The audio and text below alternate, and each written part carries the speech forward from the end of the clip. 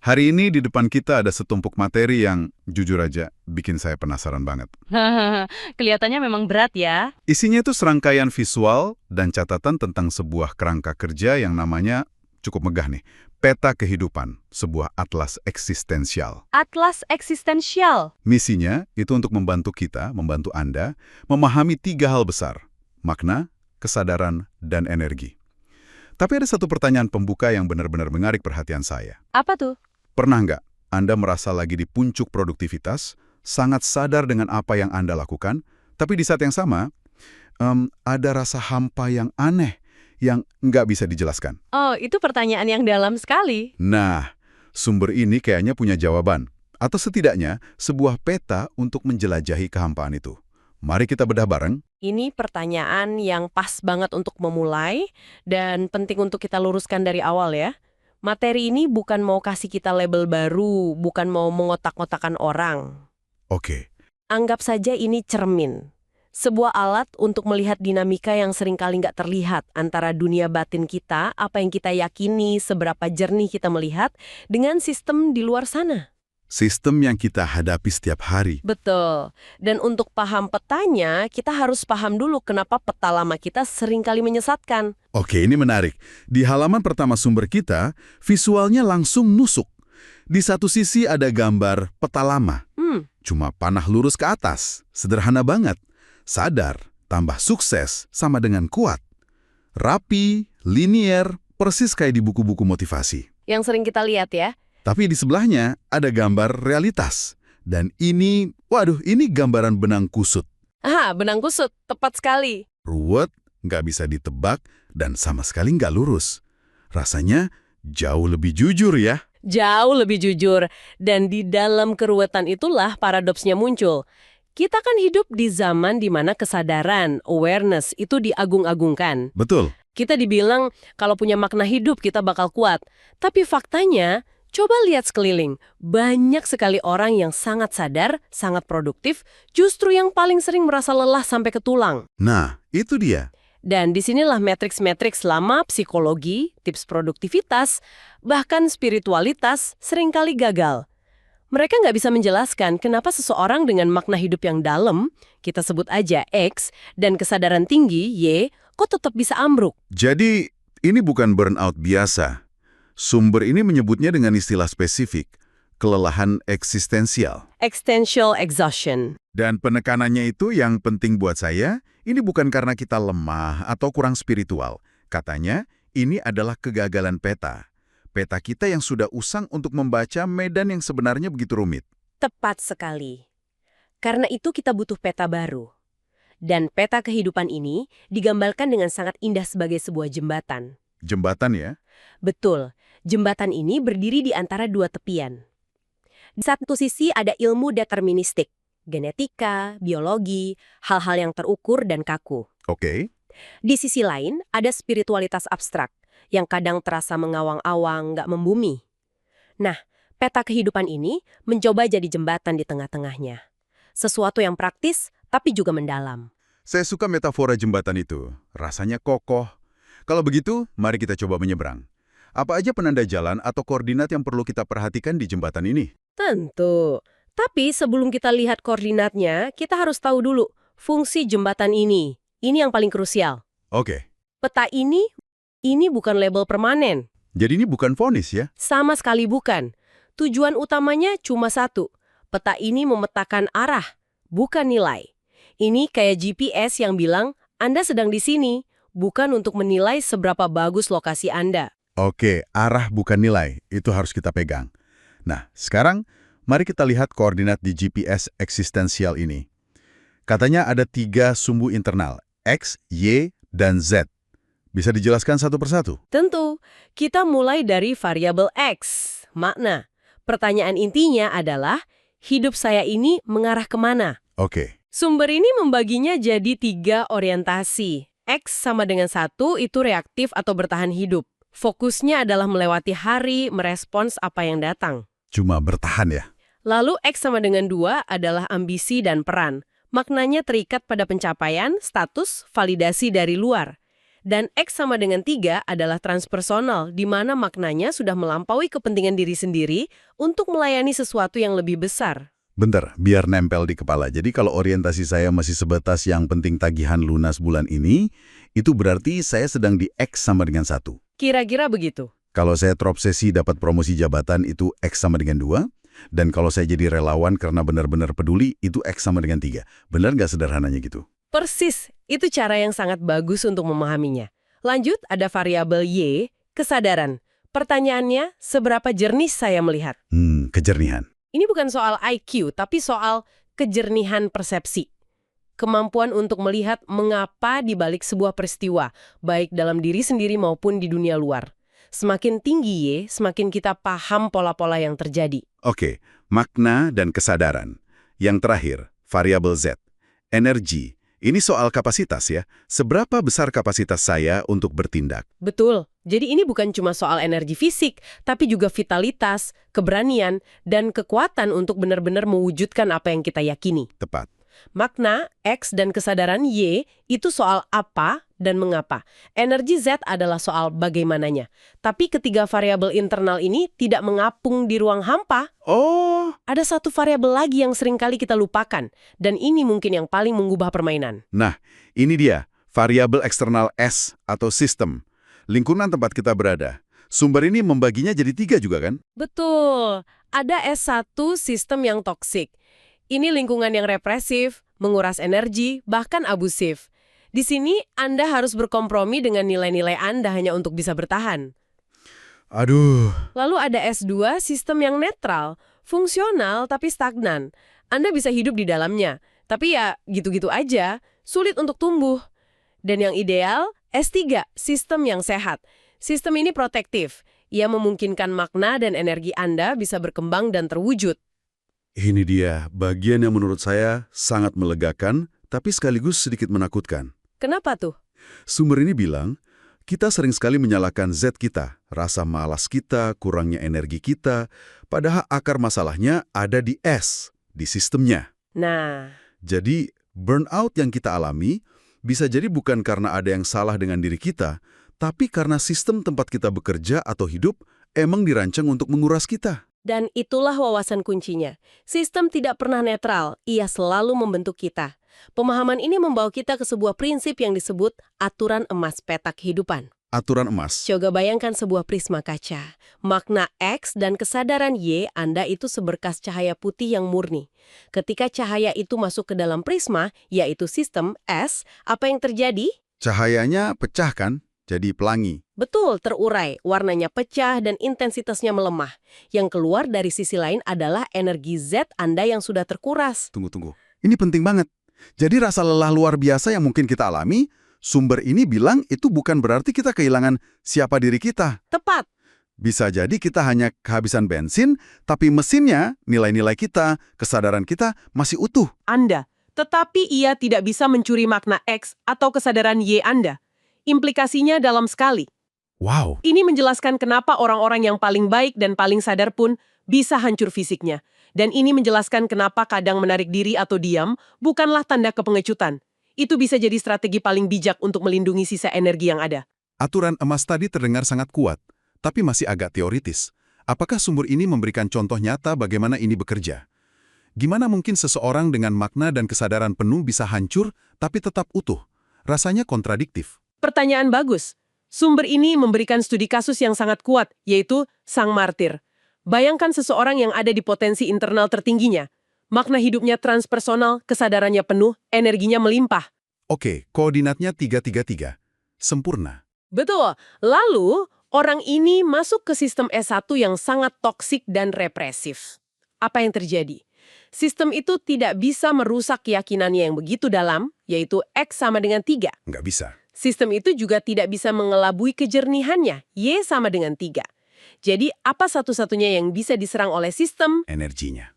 Fisiknya. Z-nya. Persis. Hasilnya, koordinat orang itu berubah menjadi 331. Makna dan kesadarannya tetap utuh, tetapi energinya hancur. Jadi dia hancur tapi utuh pada saat yang bersamaan. Analisisnya adalah, penderitaan atau burnout tingkat dewa itu bukanlah tanda kegagalan spiritual. Itu adalah suara tabrakan yang tak terhindarkan antara nilai-nilai luhur dengan sistem yang korup. Sang martir bukanlah pecundang dalam peta ini. Justru dia adalah bukti paling nyata dari aturan emas yang sedang bekerja. Wow, itu benar-benar membalikkan cara pandang umum tentang kegagalan dan kesuksesan. Oke, kalau begitu, mari kita jelajahi wilayah-wilayah di peta ini. Sumber ini mengelompokkannya berdasarkan variabel makna atau X. Kita mulai dari grup A, yang disebut perjuangan untuk makna. X sama dengan 1. Di wilayah ini, hidup cenderung reaktif. Energi dipakai untuk merespons tuntutan dari luar untuk bertahan. Makna belum menjadi kompas utama. Oke. Tapi jangan salah, di sini ada jebakan. Ada profil yang disebut 133, aktif tapi acak. Maknanya reaktif, X-nya 1, tapi kesadaran dan energinya tinggi, Y dan Z-nya 3. Oh, gimana tuh? Dari luar, orang ini kelihatan super sibuk dan sukses. Padahal itu hanya gerakan tanpa arah, seperti hamster di dalam roda. Tapi ada catatan welas asih di sini ya. X sama dengan 1 bukanlah level rendah. Tentu saja tidak. Ini adalah realitas bagi banyak sekali orang yang tugas utamanya setiap hari adalah sekedar bertahan hidup. Itu sendiri sudah merupakan sebuah perjuangan yang bermartabat. Tepat. Sekarang kita pindah ke grup B. Ketegangan menjadi sesuatu, X sama dengan 2. Disinilah ambisi lahir. Makna terikat pada peran, pencapaian, validasi, dan pengakuan dari masyarakat. Red race modern itu di sini ya tempatnya. Perjuangan untuk naik jabatan, dapat pengakuan, membangun citra diri. Dan disinilah sebagian besar burnout modern terjadi. Gesekan konstan antara ambisi pribadi dengan kenyataan sistem. Risikonya besar dong. Risiko besar. Dalam sistem S1 yang toksik, orang-orang X sama dengan 2 inilah yang paling rentan menjadi teknokrat atau fungsionaris. Mereka adalah orang-orang yang awalnya punya idealisme, tapi akhirnya mengorbankan nilai-nilai itu demi mempertahankan posisi dan keamanan. Pilihan yang sulit. Terakhir kita ke puncak gunung, grup C, makna transpersonal, X3. Di sini, maknanya sudah bukan tentang aku lagi. Betul. Tapi tentang melayani sesuatu yang lebih besar. Nilai-nilai dipegang teguh terlepas dari ada atau tidaknya imbalan dari luar. Oke. Nah, disinilah kebenaran yang agak aneh muncul. Punya makna yang tinggi tidak menjamin hidup Anda akan bahagia atau aman. Oh ya? Tentu, di sini ada arketipe orang bijak dengan koordinat 333.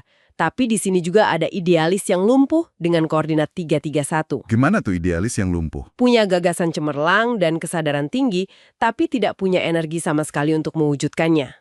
Dan tentu saja, martir yang hancu yang tadi kita bahas. Jadi punya ide besar dan niat baik aja tidak cukup ya kalau tidak ada energi untuk menjalankannya.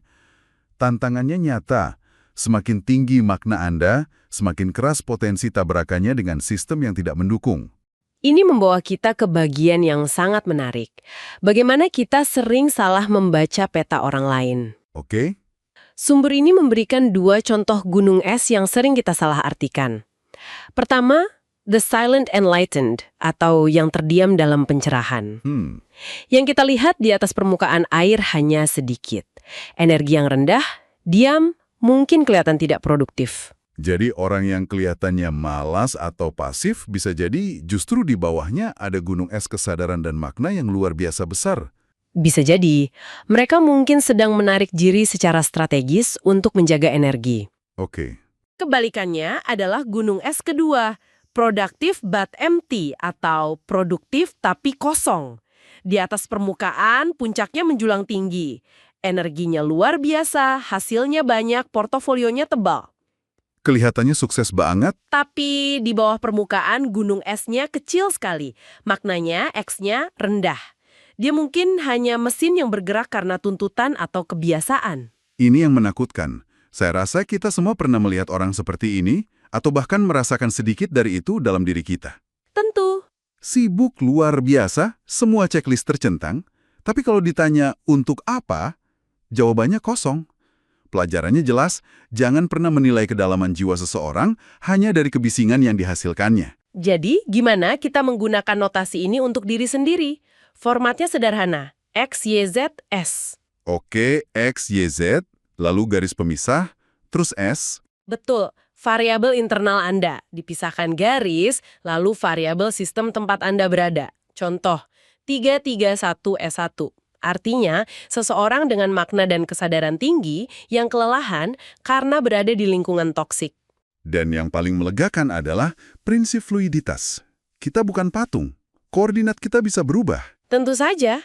Mungkin di kantor Anda seorang 233 yang ambisius.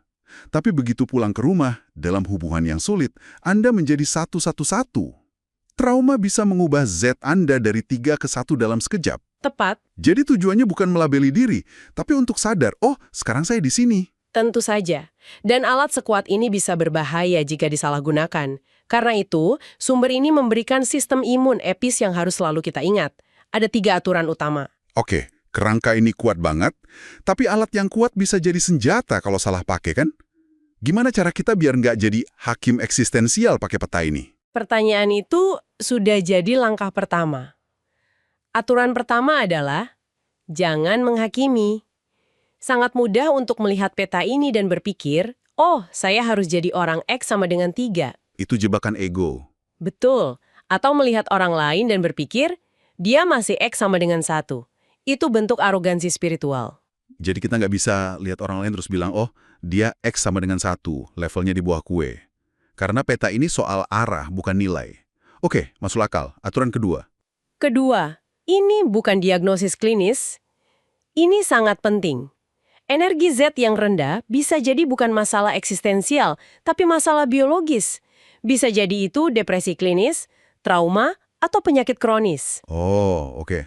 Jangan pernah mengganti nasihat medis dengan kerangka kerja filosofis. Artinya, kalau Z kita terus-menerus rendah, mungkin yang kita butuhkan adalah dokter atau terapis, bukan guru spiritual. Itu batasan yang sangat jelas dan bertanggung jawab. Dan yang ketiga, ini yang paling sulit tapi paling penting. Tidak ada hierarki nilai. Kehidupan seorang orang tua tunggal yang bekerja 2 shift hanya untuk bertahan hidup, yaitu X sama dengan 1, ya, dalam kerangka ini, martabatnya sama persis dengan seorang filsuf yang hidupnya didedikasikan untuk kemanusiaan, yaitu X sama dengan 3. Peta ini mengukur orientasi, bukan nilai kemanusiaan. saat kita lupa itu, alat ini berubah jadi senjata. Tepat sekali. Akhirnya, kita sampai di tepi peta. Sebagus apapun peta ini, ya tetaplah peta, bukan wilayahnya. Benar. Sumber ini mengingatkan kita untuk rendah hati. Peta ini bisa menangkap struktur, tapi ia tidak bisa menangkap misteri. Betul. Selalu ada ruang untuk variabel tak terhingga yang dilambangkan dengan simbol infinitas. Infinitas. Hal-hal yang tidak bisa dilacak oleh logika. Lompatan kesadaran yang tiba-tiba, cinta yang radikal, anugerah, atau bahkan tragedi yang mengubah segalanya. Selalu ada misteri dalam perjalanan manusia yang tidak akan pernah bisa dipetakan. Jadi, setelah menjelajahi semua ini, apa kesimpulan akhirnya? Apa yang harus kita bawa pulang? Ternyata, tujuan peta kehidupan ini bukanlah untuk mencapai skor 3-3-3. Bukan itu tujuannya? Bukan. Tujuannya adalah sesuatu yang jauh lebih sederhana tapi juga lebih sulit. Kejujuran radikal. Kejujuran radikal. Jadi pertanyaan kuncinya bukan bagaimana cara saya sampai ke puncak? Pertanyaan yang lebih berguna adalah, di mana saya sekarang sejujur-jujurnya? Dan apa efek sistem ini terhadap energi saya? Ketika Anda berhenti menyalahkan diri sendiri atas beban yang sebenarnya datang dari sistem, Anda memulihkan martabat peta Anda sendiri. Gunakan alat ini untuk menemukan welas asih, pertama untuk diri Anda sendiri, dan kemudian untuk sesama penjelajah yang berjalan di samping Anda. Dan sebagai penutup, mungkin ada satu pemikiran yang bisa Anda bawa untuk direnungkan, yang diambil langsung dari semangat naskah Life Map ini. Oke. Daripada terus-terusan nanya ke diri sendiri, kenapa saya nggak cukup kuat atau kenapa saya gampang banget capek, coba ganti pertanyaannya, mungkin pertanyaan yang lebih akurat, lebih jujur, dan pada akhirnya lebih berbelas kasih pada diri sendiri adalah, Apa itu? di dalam sistem seperti apa energi saya saat ini sedang bekerja? Ini bukan undangan untuk cari jawaban instan. Tapi mungkin ini adalah titik awal untuk memulai pemetaan yang lebih jujur atas hidup Anda sendiri.